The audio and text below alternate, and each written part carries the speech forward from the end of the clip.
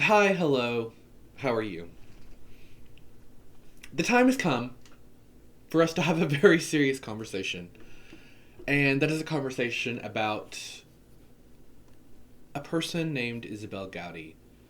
Isobel Gowdie was a real person, and you may or may not have heard of her. And, yeah, I did not know about her until just about under a month ago when I found a really wonderful channel here on YouTube that I'll link below, which is ran by a guy named Ash William Mills. And anyway, he just came out with this book also here in like the last month. And that's what this video is about. That is where I'm pulling reference. And it was really, really good, but also very sad and very intriguing and thought provoking. And I think it helps us have a larger conversation about what is witchcraft. What is it? And what is it not? And is there anything that we can truly even agree upon universally as to what it is? Because I honestly don't think there is. I know that we have our textbook definitions of what witchcraft is and what we've accepted as a community. But I think if you dig deeper, our community is a little bit more divisive than I think we care to admit, and I think that is an issue. Um, but digressing back to this, the Black Book of Isabel Gowdie is about a woman in was it 1662? I'm so bad with the dates. I believe it was 1662, and anywho, she was put on trial for witchcraft. And what makes her trial, yes, 1662. And what makes her trial interesting is that Isabel was not like other women who were tried for witchcraft in the sense that she didn't deny it. She didn't try to say that that's not true. She didn't fight it in that sense. She said that she was a witch, and she gave very, very, very detailed answers to everything. How she got her power, how it first happened, the curses and hexes and spells that she cast. She laid out all the formulas and spells for them. She talked about meeting the devil. Now, this is where I think controversy comes in because, we as modern witches, we would not consider ourselves to be Christian, right? For the most part. I know there are some Christian witches. However, so with that said, though, we would not say that we work off of a Christian ideology, a theology, a Christian system, and therefore we do not either believe in Satan or we just don't work with him. Either way. So I know there's controversy when, especially historically, when people always want to link witchcraft and greater paganism with Christianity and specifically with the worship of Satan. However, there are satanic witches, and there are satanic witches that are obviously modern Satanists who, they don't even believe in Satan. It's much more socio-political to be satanic in today's world, and a satanic witch. However, we should also acknowledge that there are witches who do believe in Satan, and work with Satan or worship Satan and want to invoke Satan's powers. Those exist too. And some of them are very good people. It doesn't automatically make you a bad person. And I think that's where you get the influence of that Christianity has had on you, where, you start having bias against other types of witches. And that goes back to what I said before about us having this divisiveness in the community. And I think that's because we are so almost said polygamist. Because we are so polytheist as a community. There's so many gods. There's so many spirits that are absorbed in with the practice of witchcraft and magic at large, that divisiveness invites itself. Anywho, we could have a debate all day about whether Isobel was a pagan witch or a Christian witch / satanic witch all day.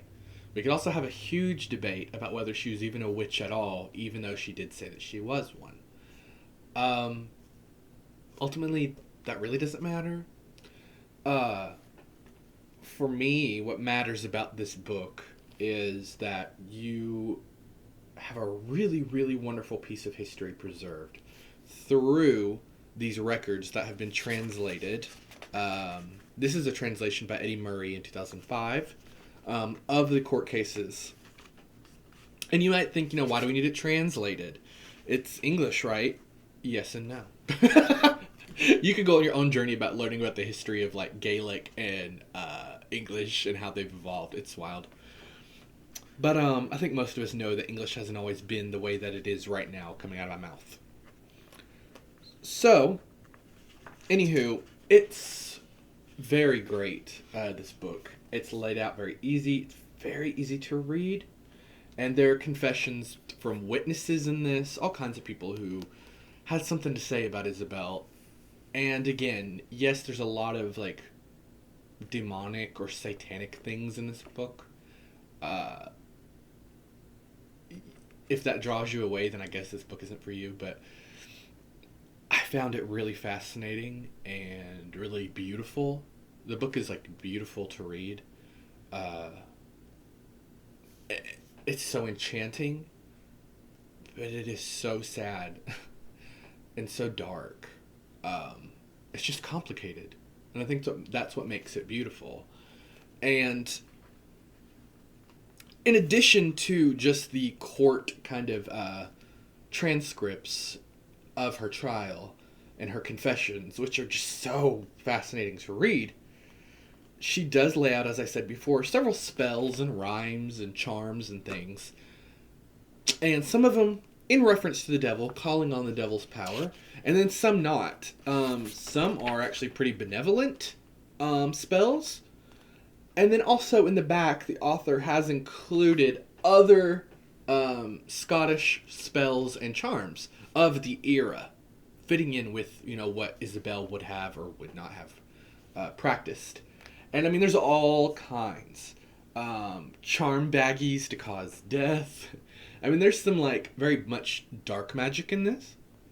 But then there's also, like, benevolent magic. There's also magic, which would not really be considered magic, to help combat magic. And I know we're all familiar with that if you've looked into the history of witchcraft.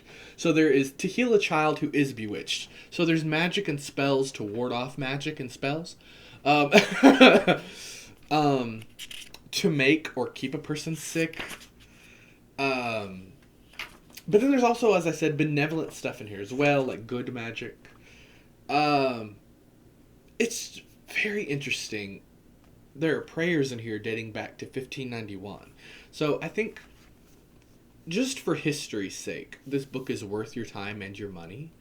We live in a world full of modern spell books and New Age influence.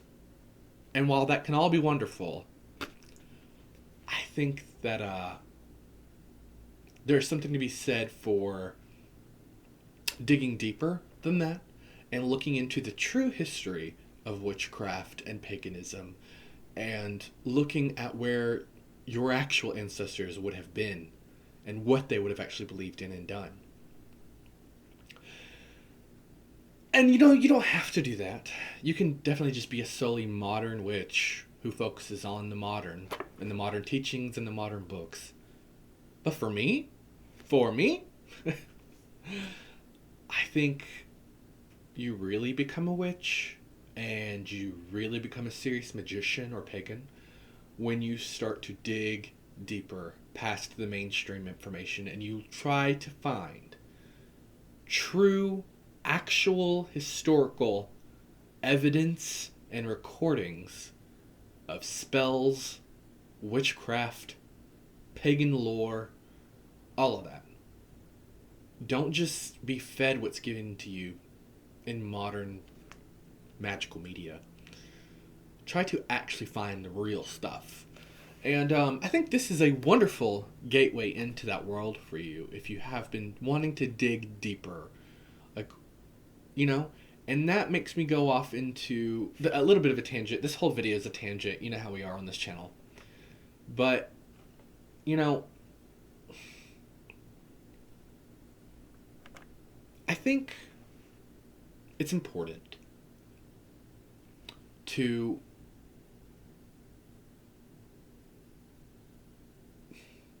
ask yourself to become something more than what the group is asking you to be. Does that make sense? I am all for the exchange of ideas, obviously, and the congregation and fellowship of modern magicians. Be them witches, pagans, Wiccans, shamans, druids, whatever you are. I'm a warlock, whatever you are. I'm all for fellowship, obviously. That's how we grow, that's how we thrive, that's how we remain relevant, that's how our beliefs stay alive. However, I believe personally that our modern magical community has become a serpent that eats its own tail and has bred an entire generation of witches and magical practitioners who are lazy. I'm calling you all out. And myself. Lazy. Because there is no structure to witchcraft, no church overarching, thing to keep us all in line and to give us a formula to follow like the sheeple that we are, it can be so hard to stay in witchcraft and other magical practices because you've got to do the work yourself. You have to cast the spells.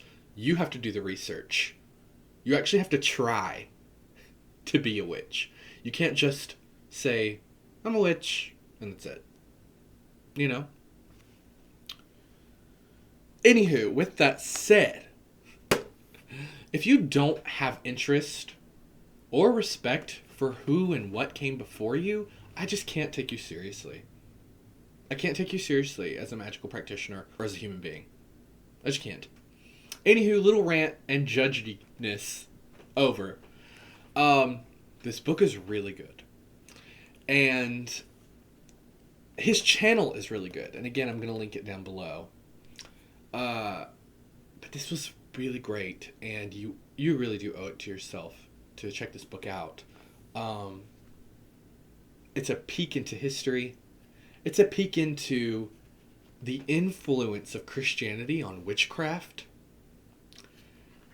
It's a look into the fragility of the human psyche and of women in this time period. And almost more excitingly, it's a really great collection of spells and charms that are hundreds of years old. True magic in here. So that's exciting. And really exciting. And okay, I'm sorry. I love the illustrations in this. And I love the spells. Some of them are so quaint and fun. Like to raise the winds or rain. To protect someone from storm at sea. What was that? Anyway. It's just very nice. Isobel at one point talks about a transformations ritual / spell. And it's so exciting. And it was later turned into a song by, what's his name? Robert Graves, right? The author of The White Goddess. But this book is really nice. And you can't help but feel for Isobel and be on her side through this whole book. Regardless of whether she was a, Christian view of an evil satanic witch, it doesn't matter. Because even if she was, you still side with her in this book. And you feel for her. Anywho, check this book out. It's really, really a good read. And it's actually really fast. Because the book is, the actual trials and everything are probably, to about here. And the rest is, a grimoire. So, I urge you to check it out. It's really good. I thought it was really fun and exciting. and it made me very happy and made me dig deeper into more history of our people. So, thank you so much, and follow the links down below where you can check out his channel, and from there he'll tell you, I'm sure, how to you can get this book. But I got mine on, where did I get mine? His website, or anyway, I ordered it from wherever he had suggested in his video. But yes, check out him, and then check out my link tree down below where you can buy a t-shirt, or you can follow me on Twitter, or follow me on Instagram, or you can book a reading with me starting at $25 over on Facebook, and that is in runes, Ogham, Tarot, or Oracle. I'll read it all. Thank you so much, and goodbye.